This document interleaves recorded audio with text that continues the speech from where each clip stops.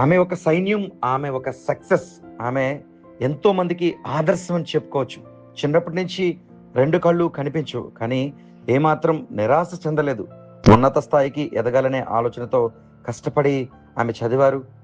10th inter, ఆపై ఉపాధ్యాయ వృత్తిలో రాణించాలనే ఉద్దేశంతో ఆమె సక్సెస్గా దూసుకువెళ్లారు. నిజానికి 2 కళ్ళు కనిపించినప్పటికీ ప్రభుత్వ ఉపాధ్యాయుని వృత్తిలో ఉన్నారు. అంతేకాకుండా అన్ని కార్యక్రమాల్లో పాలు పంచుకుంటారు. ఆరోగ్యం కోసం యోగా, డాన్సెస్, ఇలా ప్రతి కార్యక్రమంలో తనకు తానే సాటి. ఎందుకు నిరుత్సాహం అన్న విధంగా ఆ మహిళ కాకినాడ జిల్లాలో అందరికీ ఆదర్శంగా నిలుస్తున్నారని చెప్పుకోవచ్చు.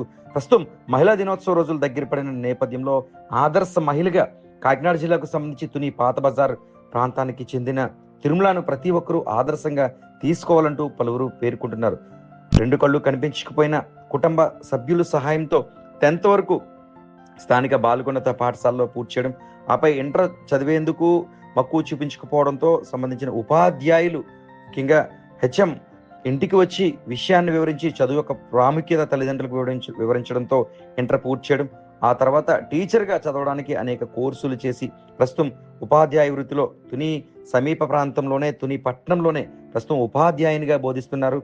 దీనితో పాటు ప్రధానంగా ఆరోగ్యంగా ఉండేందుకు యోగా, డాన్స్ కార్యక్రమాలు, ఇలా ఉత్సాహంగా ఉండేందుకు. అంటే మహిళలంటే నివాసానికే పరిమితం కాదు, సక్సెస్ అనేది మనం కష్టపడితే ఖచ్చితంగా వస్తుంది అంటున్నారు ఈ ఆదర్శ మహిళ తిరుమల.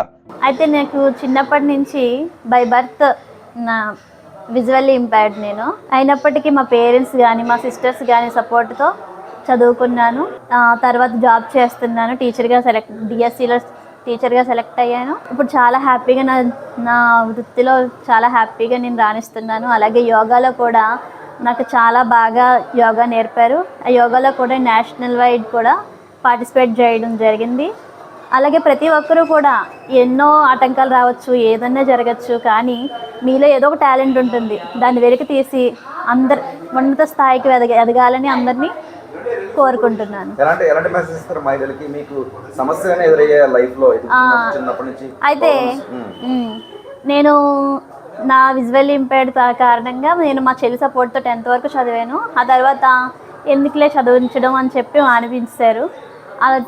అలాంటప్పుడు మా అనసూయ మేడం నన్ను పిలిచి మా నాన్నగారిని కొంచెం కౌన్సిలింగ్ ఇచ్చి జాయిన్ చేయడం జరిగింది ఇంటర్లో.